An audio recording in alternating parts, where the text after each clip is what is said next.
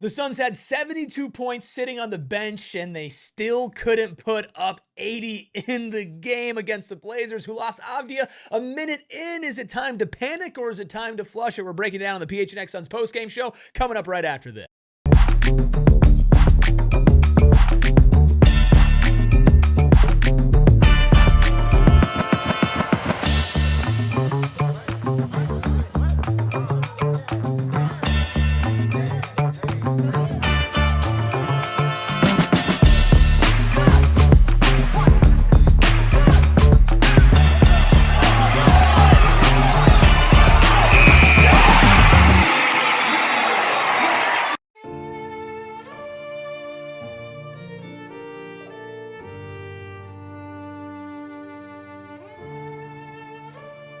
Psychos and sickos unite for a low-scoring edition of the PHNX Suns post-game show. Of course, brought to you by our friends over at Bet365. Download Bet365 app. Use code PHNX365. Deposit 10. Place a bet for 5. Get $200 in bonus bets. I'm Eric. That's Gil. We got the freckled Mamba behind the Mac making all the magic happen. Steven will be calling in from the morgue as the Phoenix Suns were completely dead today against the Portland Trailblazers, losing 92-77. Let's try to get more likes in here than the Suns scored points tonight, okay? So hit that like button, hit that subscribe button as well. We do have a lot to talk about tonight. It wasn't all negatives, but it was mostly negatives. I will say this, Gil. This is all your fault. Is it? Oh, yeah, it is. Yeah. It is. You know why I'm saying that. Are we talking about my bet jinxes? 2 games ago, who did you bet on? I bet on Devin Booker, who exited the game with a right hip strain. Mm-hmm. Last game, who did you bet on? Dillon Brooks, who exited the game with a fractured left hand. Tonight, what did you bet on? Offense is actually doing things. You bet on the over in this game. The over. The Suns scored their lowest point total in a single game since I was in the building at the beginning of the 2017 season, when they played the Portland Trailblazers to kick off their 50th anniversary season, and they scored 76 points. Gil, tonight was a disaster. Maybe the Blazers are the problem, first off. You never, maybe it's the Blazers thing. Tonight was a disaster. Like, if I had to leave a one-word review, it would be like yuck or ew or blah, because this game was really all of those things. And, obviously, there's excuses. An excuse would be second end of a back-to-back. Mm-hmm. But reasons for why things were as bad as they were, well, it was the 72 points per game that you were without in this game. Now, I expected them to have a chance. I predicted them to win. I predicted them to find ways to score. But they were flat. They were flat, and they were tired, and they looked like a team that played in 2 overtimes yesterday. Games like this are so hard to talk about. And it's really hard because if you say anything that explains why a night like tonight happens, obviously the people who are ready to panic, which I clearly am not, they're mad, right? They're upset. And I know it's like, okay, we got to give our opinions of what we think, and that's what we do, but it is frustrating when we want to sit here and talk about the reasons why this happened. Now, you want to talk about in-game, the Suns' defense was pretty good, like pretty scrappy. The offense just wasn't there at all. And then you go and you look at not just how many points they had on the bench, right? Where they had 72 points. That's just points scored off the bench tonight. Almost $94 million in payroll sitting on the bench tonight for the Phoenix Suns. Not to mention the 20 points or the $20 million that they're paying Bradley Beal. Gosh. Yeah. But it's also the assists. Devin Booker is your best passer. Grayson Allen's probably your second best passer. Dillon Brooks doesn't pass that much, but he does take a lot of shots. And you saw this offense affected so much tonight, Gil, where they could not get anything going. There was not, I feel like, an easy bucket scored for the Suns. Absolutely not. And I think that was what we talked about so much. Steven had as one of his keys as far as finding your flow and your half-court offense. And for all the Blazers aren't defensively, the fact that this team gave up 81 more points than the Suns scored. I think the Nuggets might have scored more points in the first half than the Suns scored all game tonight. For all that they are or aren't defensively, they have Drew Holiday, they have Toumani Camara, they have Matisse Thybulle. They have a lot of guys who, if you are on an island with him, you're going to have a tough time, especially if you don't have the personnel offensively to keep the ball moving and flowing. And how do you combat that? We've talked so much about getting some stuff in the transition. You know how many fast break points the Suns had tonight? Give me 6. Wow. Bang. 6 fast break points. I'm not looking at you can I know. attest, No, I I'm know. I not see. I looking can see at your it. screen. I'm peeping. Yeah, 6 fast break points tonight for the Suns, and I kept saying like, hey, when you get a rebound, when you get a turnover, a live ball turnover, push the ball because you're not getting anything in the half court. Not because the Trailblazers have a great team defense, but you just don't necessarily have the flow. And even the guys you have playing offensively just aren't used to playing alongside one another. So, yeah, it was flat, it was stagnant, and those are some big problems that need to get remedied. Yeah, it's unfortunate. This is a Blazers team that allowed 156 points last game to the Denver Nuggets, but allowed 156 points last game. But it's so weird because I think they have good individual defenders, right? Matisse Thybulle's a good individual defender. Tamani Kamara's a good individual defender. Donovan Klingen's a good individual defender. Drew Holiday's a great individual defender, probably one of the best of all time. Yep. And so when you have a team that is struggling to create their own shot, like the Suns are without their 3 best scorers, those individual defenders can shine a lot more, and your team defense isn't being tested because you're not only missing your scorers, but your playmakers. Gil, there are reasons for this, and we'll continue to talk about why they lost. But I think the big question kind of overarching and what I've seen bubbling up on Suns Twitter, the Suns community for a little bit of time now, is it time to panic about this team? Not just about this game, but about this team. I'm never one to hit the panic button. So, no, it's not time to panic. We don't know enough right now about the circumstances that face this team. Are you going to panic because you lost a game because you were missing as many starters as you were missing? We said this during the game, during the watch along. You take any team in the NBA, or the majority of teams in the NBA, because Oklahoma City's doing it night to night, but you take majority of teams in the NBA and take away their top 4 guys or top 3 guys and say, go play and see what happens. Play a team who's a fringe postseason team and see how they do. I think you'd see a pretty similar result in games like that. So as far as that goes, I'm not necessarily panicking about this result, especially if you add the circumstances for what was going on yesterday. However, I do understand that you might want to hover your hand over the panic button if you don't know how long Dillon Brooks is going to be out. Which we don't. We don't. And we don't know how long it's going to be for Devin Booker to get back on the floor once he's reevaluated, because now we are starting to see what things are going to look like if these guys aren't available. That being said, Grayson Allen was late scratch, so we should see him back for these upcoming games. There's a softer part of the schedule coming at the beginning of March. Now, it's going to be harder if you don't have your guys, but the big part of what we saw tonight, and again, aside from what happened yesterday, these guys just don't have very many reps playing with one another. Like we talked about, like the starting lineup tonight has never started before. Yeah, right. So I wonder how many minutes they actually even played together. Right. Yeah. Right? Rasheer Fleming and Khaman Maluach played legitimate minutes tonight, which we'll talk about. Right. That's fun. Yeah. Right? Isaiah Livers, Rasheer Fleming, Khaman Maluach. Like, that was a lineup that we saw tonight. I get not being happy with tonight's game. I get not being happy with the fact that they are losing more than they are winning over their last 10 games. Actually, they might be 5-5 still, but to me, I refuse to panic. Now, I'm upset and I like it when they win, and I think that this team has shown that they do fight through so much that they've picked up these wins when all these star players are out, primarily Jalen Green. Unfortunately for them, though, now that's the expectation when they're shorthanded. I came into tonight feeling good. I picked them to win tonight. I felt like they were going to. I'm like Collin Gillespie. He's always stepped up. I felt like Jalen Green, it was his turn to really step into that role after he had his big moment after a poor game. He followed up last night's poor shooting performance with another poor shooting performance tonight. Had a couple moments, but moments only get you to 77 points instead of something respectable and not the lowest amount that you've scored since 2017.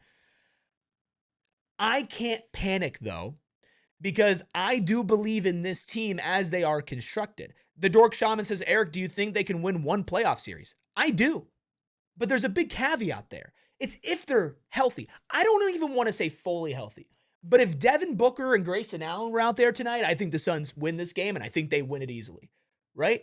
Dillon Brooks and Grayson Allen, maybe it's a little tougher. I still think they win. Dillon Brooks and Devin Booker, I think they win tonight easily. You're not winning a playoff series if your rotation consists of Isaiah Livers, Jamari Bouye, Khaman Maluach, and Rasheer Fleming all off the bench playing significant minutes. And that's no disrespect to them. Two two-way guys and 2 guys that have spent more time in the G League than up in the NBA this year. Those guys, if they're in the playoffs and they're playing them, they're screwed anyway. They're not winning a series.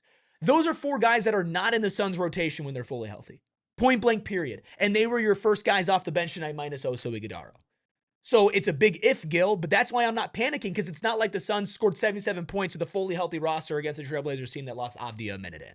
True. And they were without Shaedon Sharpe as well. But again, that's not the same as, because the thing about Trailblazers roster, and we said so much thinking about this league and what is important in this league, is they were able to trust either Drew Holiday or Scoot Henderson or both of them to initiate offense. And again, I say this with respect, but we saw Ryan Dunn having to initiate the offense tonight. We saw, and it did not go and well. we saw Rasheer Fleming having to try to initiate the offense tonight. And maybe these are things that these guys will be able to do down the line in their respective careers, but they got thrust into these very uncomfortable, precarious positions for them to be in against a team who, again, Trailblazers are 28-30. So it's not like they are. I know people are talking about they're a bad Trailblazers team or they're a Trailblazers team that people think aren't very good. They're 28-30 in the Western Conference and will probably be in the play-in tournament if nothing else. So like it's a postseason team if nothing else, and they are in an upward trajectory as a franchise as far as that goes. So to have to do that against the point of attack defenders that they have, a lot of possessions. The Suns' offense was doomed before it even started. These guys are struggling to get the ball across half court, and then the possessions are starting when there's 15, 14 seconds left on the shot clock. It's just basically what I'm saying is, what can you actually take away from that other than those guys aren't ready to be in that position, which, newsflash, I don't think that's a shocker for either one of us. Dude, okay. So, and everybody is allowed to have their opinion. The Dork Shaman says he disagrees with me, but he respects my opinion. That's fine. We're here to talk about and to disagree about basketball. Right. We all don't agree on everything. You don't have to think the same thing that we think just because we have microphones in front of our face. That's not how this works. But I will say this. If you change your mind about what you think this team is because of tonight, you're mistaken. Like you cannot judge who this team is based off of this game. No. We could talk about how disappointing this game is. We could talk about how unacceptable it is in an NBA game in Big 2026 to score 77 points no matter who's on the court. We could talk about how awful the offense looked, how Royce O'Neal scored 0 points, Ryan Dunn scored 2 points, Mark Williams scored 6 points. That was your starting front court tonight. Combined, they did not reach double-digit points. That's completely unacceptable. Royce O'Neal and Ryan Dunn combined to be 1 of 14 from the field. 0 of 8 from 3. And Mark Williams was 3 of 8 as a tallest guy on the court for the Suns, minus obviously Khaman Maluach. You cannot take what this team has shown you with an extended sample size of who they are when these aren't the guys being relied on and change your opinion. If your opinion is, if Devin Booker and Dillon Brooks and Grayson Allen can't stay healthy, this team is doing nothing. That's a perfectly fine opinion. I don't think tonight changed that. I would assume that you thought that before tonight. True. I think that before tonight too. There's no reason to change how you feel about this team, positive or negative, because they put up a stinker when their G League players were playing against the Trailblazers on the second night of a back-to-back on a random weekend in February after playing a double overtime game the night before. There's no reason to change your overall opinions on this team based off of tonight. Right. Yeah, I think that's the biggest thing. I think if you had asked us at any point in time in this season to the Suns against any decent team with who they had available and the minutes that they had to play, coming off of what they were coming off of, all of these different factors, and I don't even think that, I think there's a fine line between excuses and context, and the context of what we just saw is very important. Now, the thing that I understand why people could be panicking, and I might be right there with you, is because we don't know how long this team is going to be in this limbo. And that's totally fair. And we have no idea how long this is going to happen. But I can say this with pretty good confidence, is that so long as this is who is available, this will be the worst that this group looked. I mean, there's no way they can look any worse. We have not seen, like, Khaman Maluach tonight, and I know we'll get deeper into this next segment. Khaman Maluach had 16 minutes tonight. How many times this season has Khaman Maluach played 16 minutes? Is that a career high? This might be the first. Probably a career high, right? I don't know if it probably. Khaman Maluach checked in at the beginning of the second quarter, and he's DNP CD every single game. I still believe in Khaman Maluach. I don't expect him to just automatically be great after not playing all season, right? Rasheer Fleming played 22 minutes tonight. How many times is Rasheer Fleming playing 22 minutes? Isaiah Livers played 12. Like, Amir Coffey played 23 minutes. Shamari Bouye played 21. That's not the Phoenix Suns that you should hopefully see in the playoffs. If your take is, I don't think this team will ever be fully healthy, and I'm worried when we get to the playoffs, one of Dillon Brooks, Devin Booker, Jalen Green, and Grayson Allen won't be out there, and they won't have the horses to get it done, that is a completely valid opinion. This team is giving you no reason to believe that they will be fully healthy at any point this season, and it's not really their fault. It's just been unfortunate. I personally, because we have not gotten a single designation of out for the rest of the season, as a fan, am holding on to the hope that we are going to see this team come together and be at least close to being fully healthy as they have been at the right time when you get into the playoffs, win a play-in series, and then compete in the first round. If that's the expectation for this team. Remember what we were talking about 6 months ago? This team wasn't going to sniff the play-in according to everybody. And this is the team that you expected to see out there. Sorry for getting very riled up about a 92 to 77 point loss, and I don't think anybody's opinion on this team is invalid. I can't wrap my head around tonight being the night that shifts anything, because this is not who the Phoenix Suns are going to be on 99% of games this entire year. Yes, I think to your last point about the health thing, the clock is running down. The time is winding down. And that's ultimately what it is. This team has played 58 games now. There's 24 games left. We are at the end of February. Next week will be March. And now you're rounding third and headed home to end this. And there's two parts to getting healthy. One part is just getting healthy, and the second part is learning how to play together again. And that's the toughest thing, because I kept using the term runway about this team getting everybody together at the right time and then them figuring things out, because I knew it was going to get worse before it got better as far as learning how to play off of one another.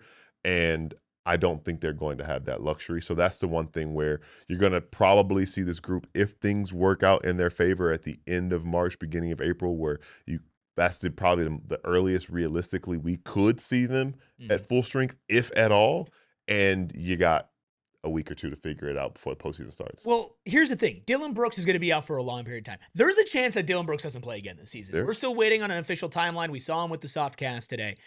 That's on the table, and that's a big deal, right? But if Devin Booker is playing, that becomes a lot less of a big deal. And Devin Booker was going to be reevaluated, and by all means is still going to be reevaluated in about 6 days with a right hip strain. He's not out for the rest of the season. Jalen Green is powering through, playing on the back end of a back-to-back after almost touching 40 minutes for the first time all season. He's getting at least back into playing shape and consistently playing. The consistent play is a different conversation to have. And Grayson Allen didn't play tonight because they went into double overtime last night after he sprained his ankle earlier this week. He was questionable going into tonight for injury management, not a new injury. He should be back next game on Tuesday.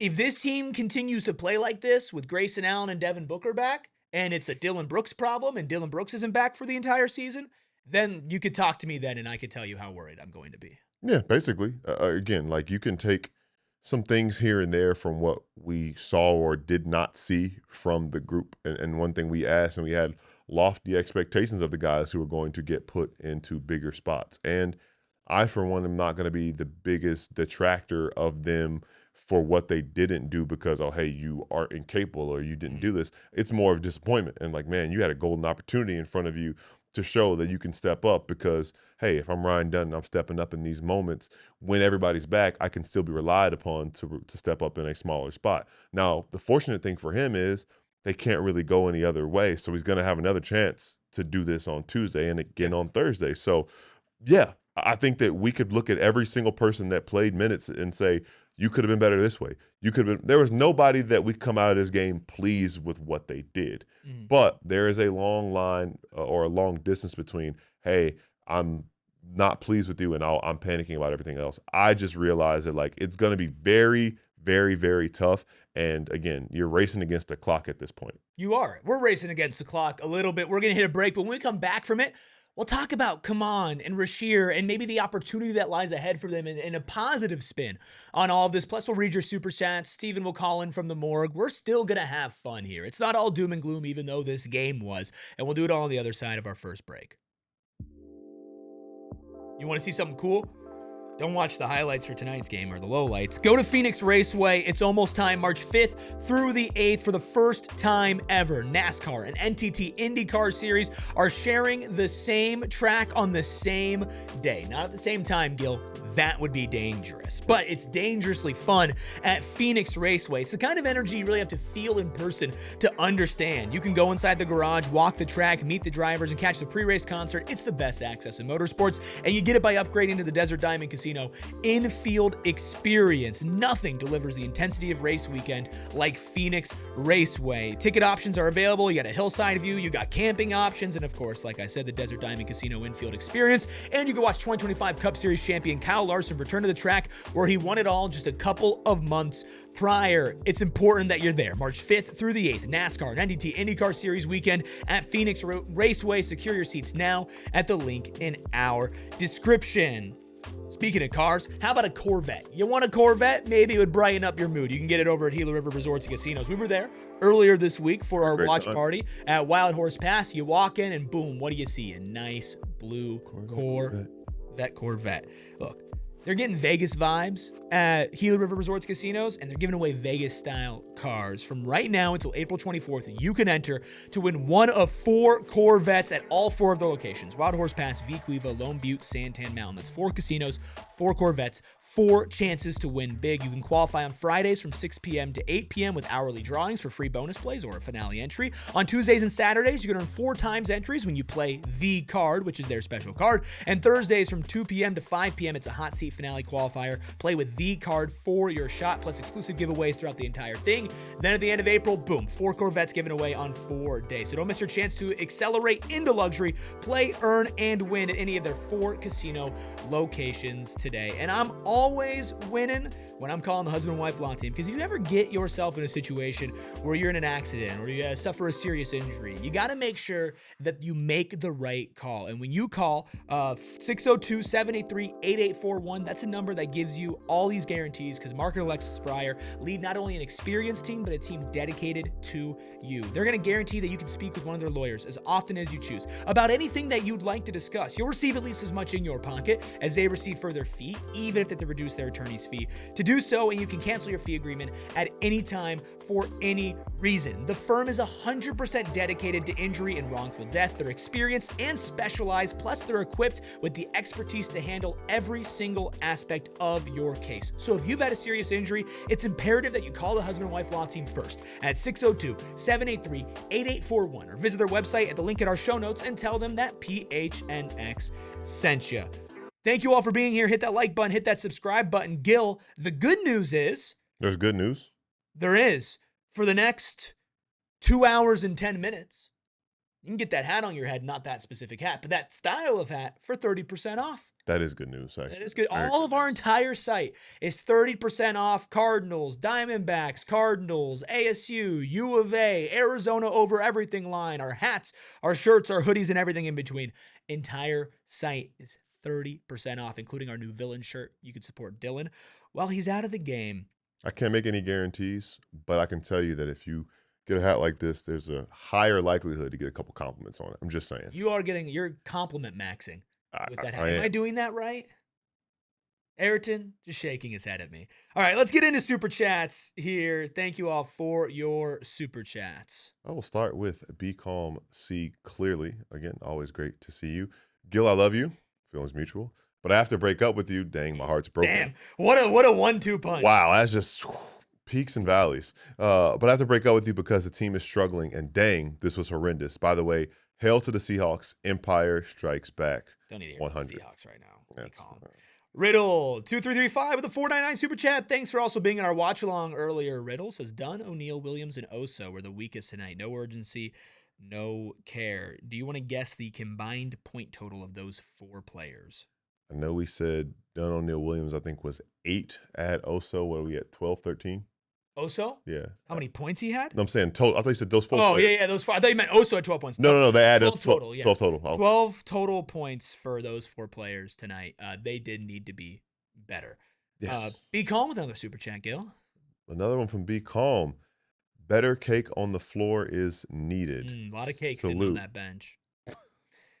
Jacob with a $5 super chat says, 4 games in 6 days, then 4 days off. An NBA doesn't want resting from players that make better schedules. And what is time and distance referring to in screens? That was the craziest thing. The Khaman Maluach. We sat here with like that. Oh yeah, they're overturning that. So there are 2 things that have happened in the last couple of weeks. The Mavericks game, where they gave Collin Gillespie a foul because one of the Martin twins stepped on his foot. And they said that's a foul on Collin Gillespie. And then the time and the distance. We watch so many NBA games, and we know that you guys do too. And we see a lot of actual illegal screens with this team. A lot of illegal screens. Nick Richards, Mark Williams. Nobody loves illegal screens more than Nick Richards and Mark Williams. Yes. We've seen a ton of them. That wasn't an illegal screen. No, I agree. It was very weird. Like especially like the way that they've been describing things these days, because I appreciate the attempt at transparency with like the announcement of why the challenge is or is not unsuccessful. Get well soon, Bill Kennedy. But that just didn't make sense. That didn't make sense. The refs this entire season, you've heard me rant about it quite a bit. I will put a pin in it because tonight the Suns scored 77 points.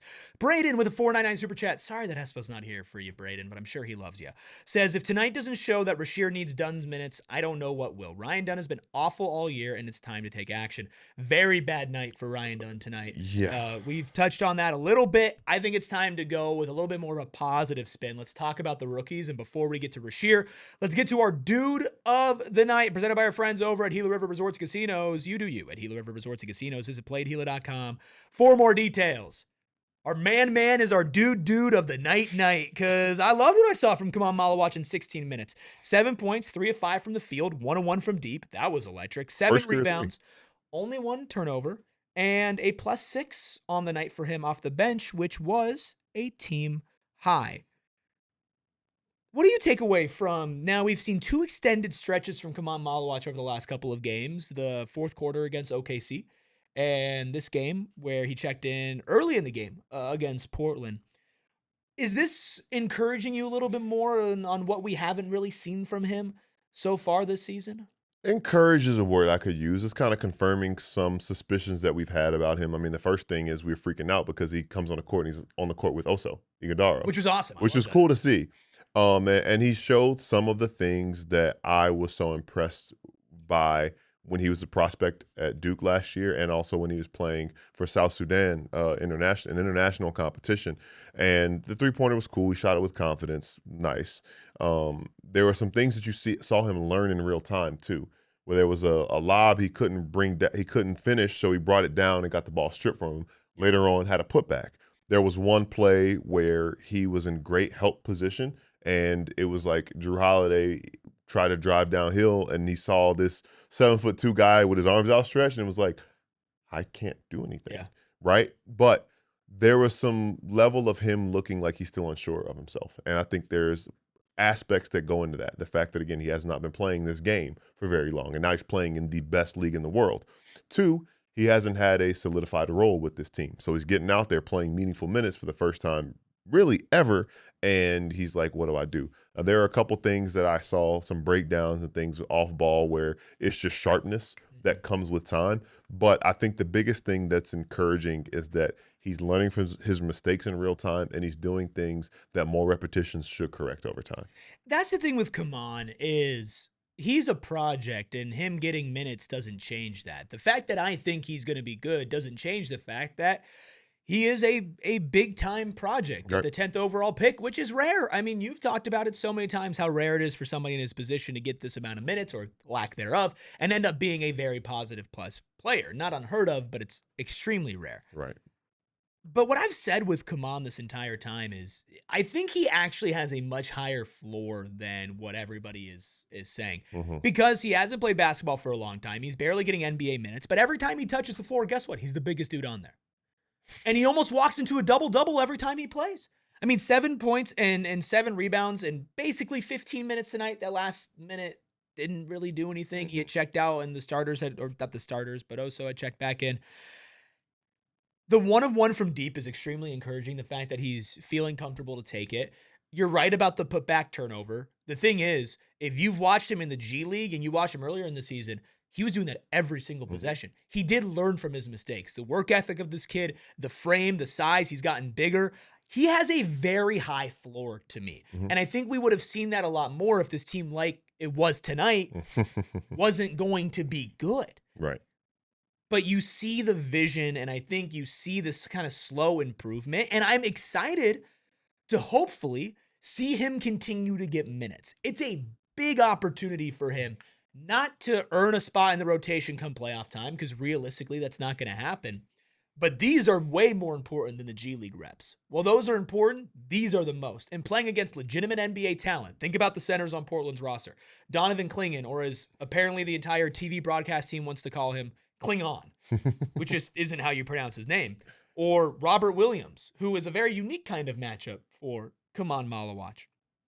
I really enjoyed what I've been seeing from him in these elevated minutes, and it keeps me excited about what his future looks like for this team. Yeah, and I think the thing with him specifically tonight goes back to what we were saying, and I believe this was either post-game when we found out about Dillon's injury in real time, or when we did our separate VOD about Dillon's injury and kind of what that means moving forward. But something that we said and kind of alluded to was this is going to be a big evaluation period for Jordan Knott. And he's going to try and experiment with a lot of lineups and throw things at the wall and see what sticks.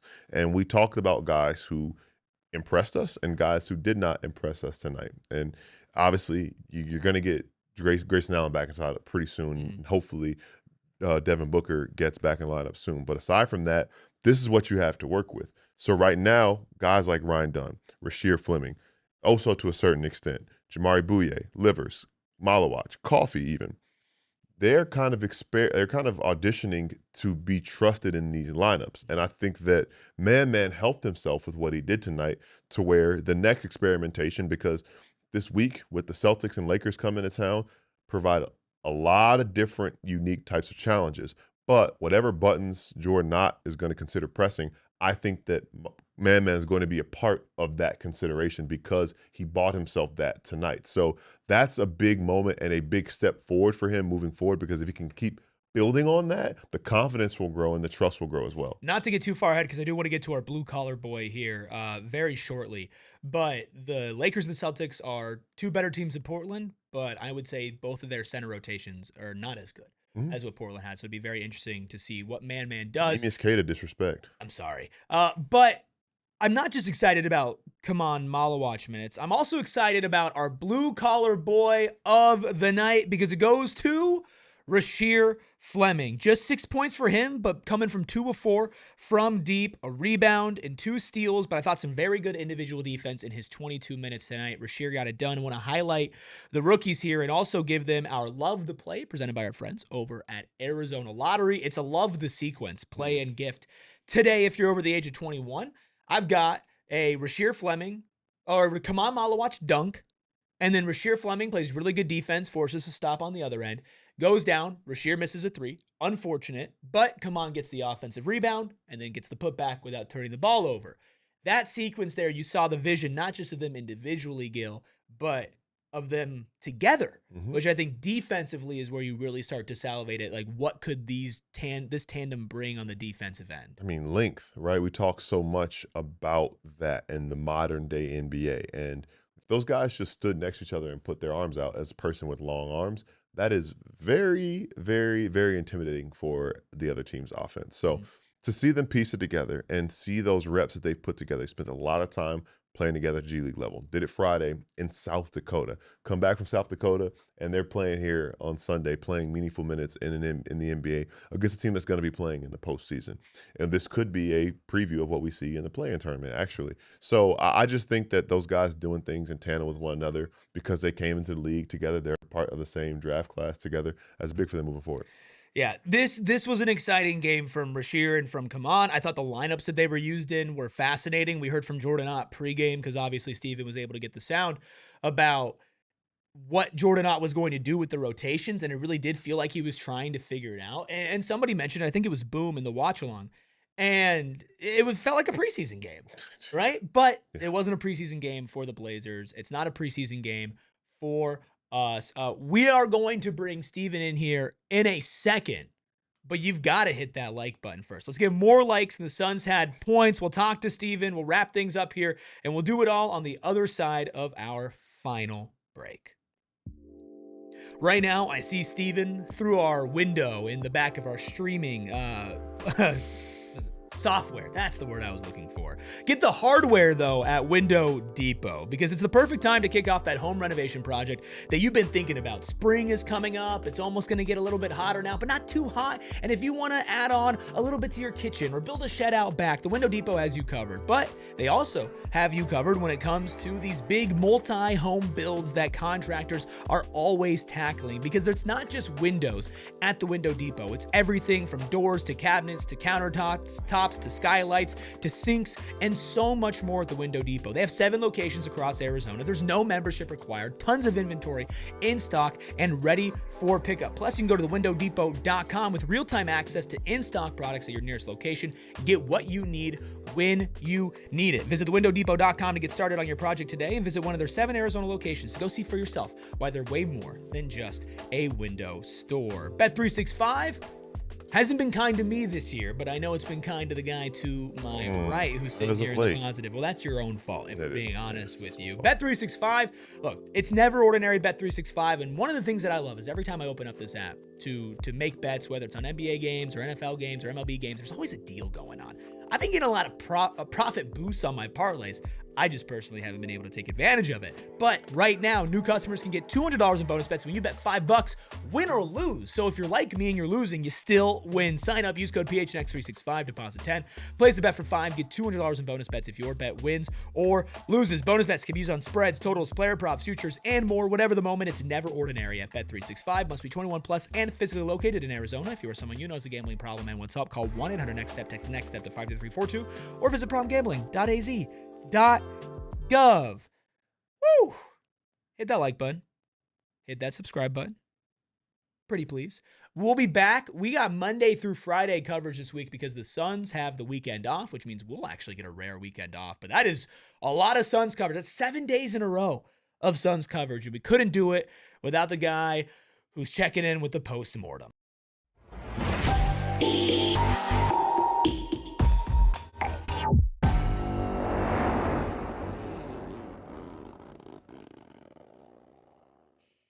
Somebody died at the morgue tonight, and by somebody, I mean the offensive output for the Suns. They scored 77 points. Steven, pop quiz. That is the lowest amount of points scored by the Phoenix Suns since when? Like 18? Sooner than that? I can't hear you. What you say? 2017. 17? Okay. You were close. I felt like I was around the ballpark for that. Okay. Do you want to guess what team they played? Portland Trailblazers opening night. Yeah. Young Eric was in the building at the last row watching them get blown out. Anyway, Steven. Terrible tone set for the season. Yikes. Oh, oof. That was a terrible season. Steven, though, sure. There are a lot of people who are freaking out about this game. And I'm wondering your takeaway from what was one of the worst offensive performances in Suns history. I mean, and I say this in respect to the players, but like, what else did the viewers expect? Like, the second night of a back-to-back after you just played a game and a half the night before, while already with a solid bit of your rotation just not available, and then you get to tonight's game and you lose like 3 bodies on top of what you didn't have in yesterday's game, and then you factor in the legs and guys playing 45 minutes last night. Like, you only had 22 hours between games. This was kind of on the offensive end, at least it was kind of predictable. Just guys not having their legs more than anything else. And Jordan tried to find guys that he could bring in to play a little bit more than they did the night before. But there's a rhythm and chemistry thing that's just not there because there's so many bodies that are just not in the rotation right now. So there's a lot of things in limbo tonight. So I would hope no one's overreacting, but I also know that would be out of my mind to assume that people aren't. And here we are with the question that you asked. See, I'm glad you said it that way because we were sitting here talking back and forth the difference between excuses and context. And I think that there is a fine line between that. I think, an excuse is kind of like, oh, hey, second end of a back-to-back, generally speaking. But I think context is second end of a back-to-back, they went to double overtime, and then you don't have anybody available, and you have a bunch of guys who've never really playing together on the floor. That being said, conversation that we had, I had to pose a question to you. Is your hand near the panic button? Have you smashed the panic button? Are you not even looking at the panic button right now? Can I answer this for him? I've done shows with Steven for a long time, and there's no way you're anywhere close to the panic button, right? What panic button? Exactly. See? Exactly. And I feel like that's rubbed off on me, Steven, because I'm not anywhere close to it either. Listen, that means I'm doing a really good job. We would not have been in this spot last season having this conversation with Mr. Ruby. So hey, to be fair, they didn't earn it last season. And we won tonight here on this podcast. We won off of that development alone. But to your point, Gil, I think you said that well in terms of applying the context. I take it even like zooming in to like 150%. Like, look at today's game. Context wise, yes. Offense not going to be there. Shots from deep especially, probably not going to be there. Those multiple efforts they usually get on offense, probably not going to be there to the extent of impact they usually expect.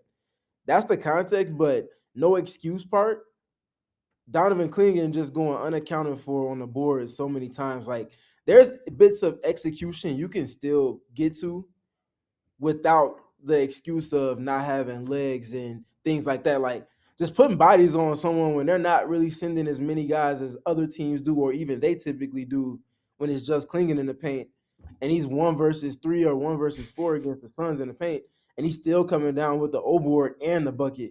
Like, those are ones that you just cannot have. Now, obviously, there's some domino effect of not scoring and not scoring and not scoring and always having to contend on the defensive glass to those extents, but that's something that we know has been a reason why they've seen some kind of inconsistency of late and generally on the season.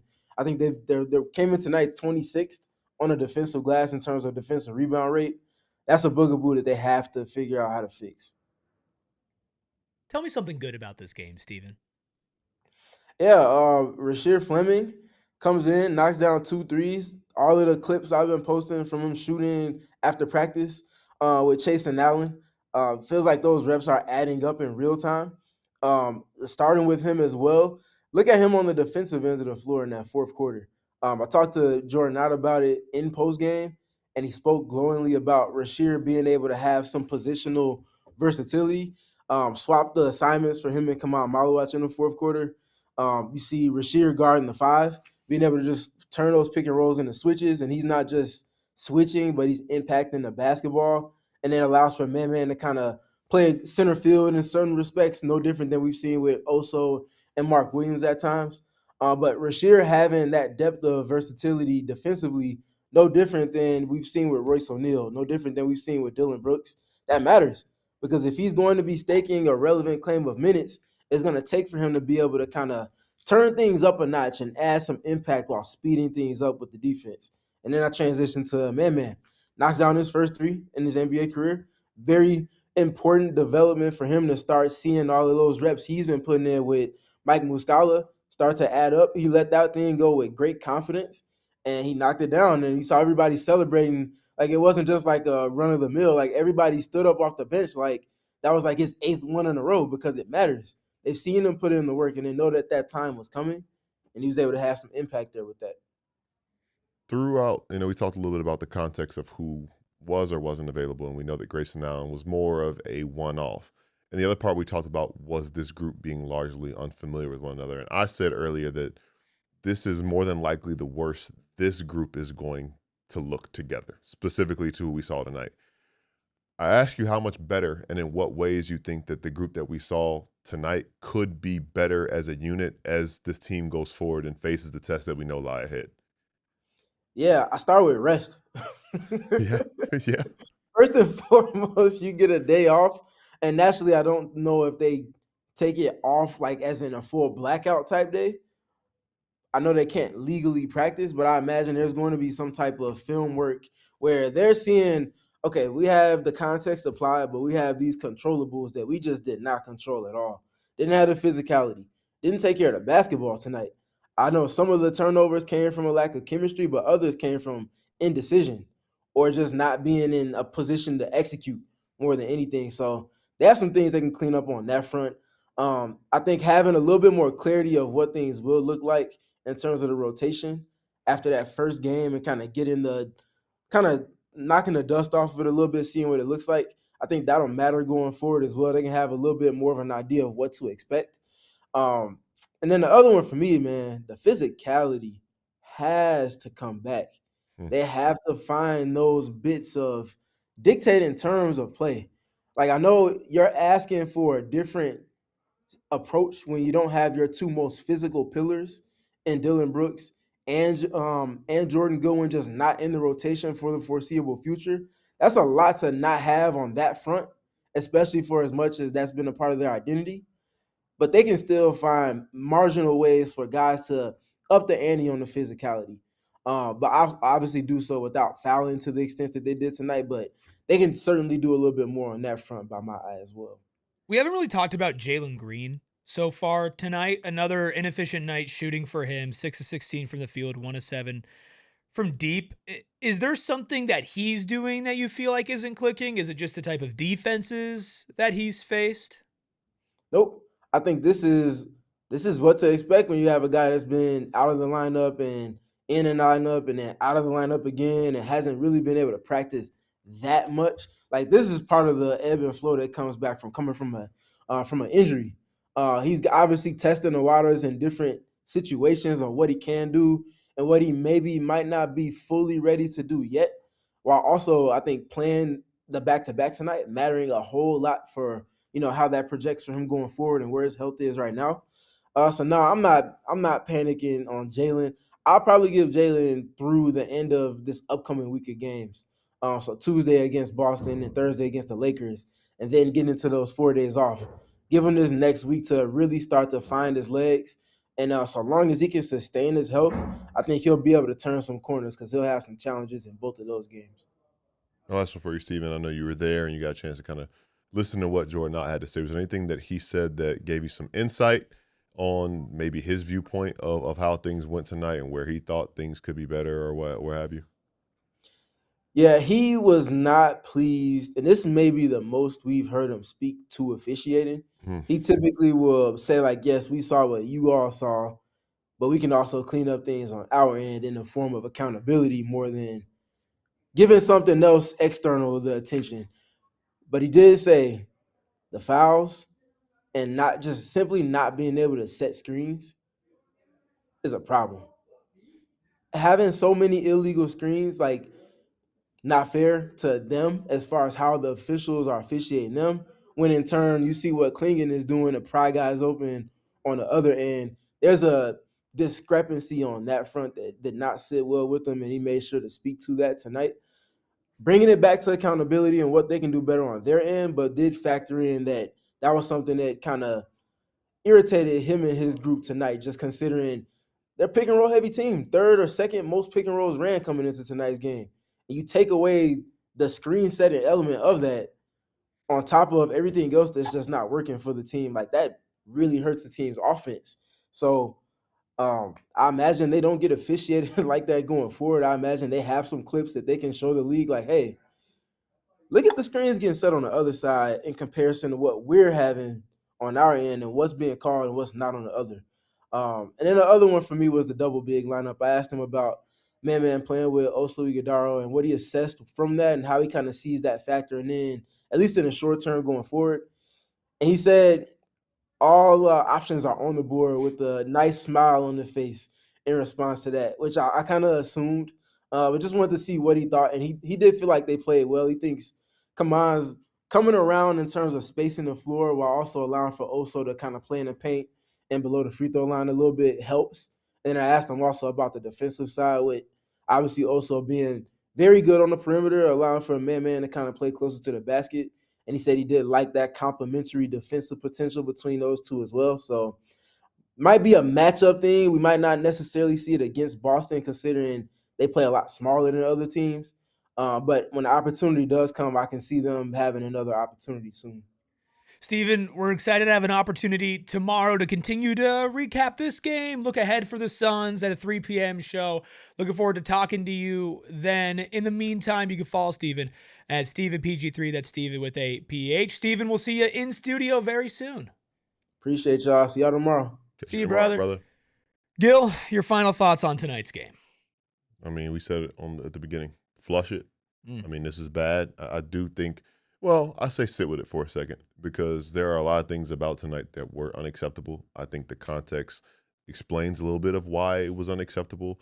Don't want to see this team fail to score 80 points ever again. That's the big thing. But yeah, just some of the guys who didn't play well kind of look at it and look at themselves in the mirror and understand that they were asked to do a lot in 2 consecutive days, but bounce back this week and just, fight. You got 2 tough teams coming in. Just want to give credit to the defensive job they did on Deni Avdija tonight. Held an all-star to 0 points, 0 rebounds, 0 assists. Plus minus a 0 on the night for Avdija when everybody else was, obviously playing really well in the positive.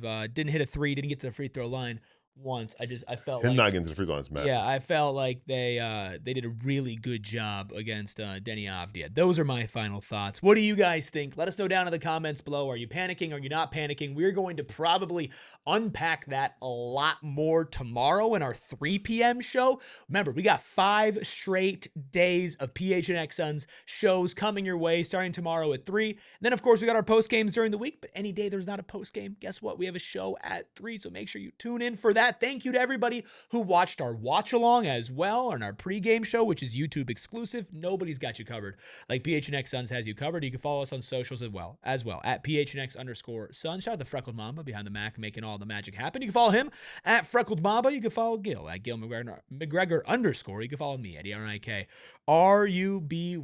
And remember, don't panic. But if you do and you're trying to hit the panic button, it's right next to the like button. So just hit both of them. We all silly like the mayor.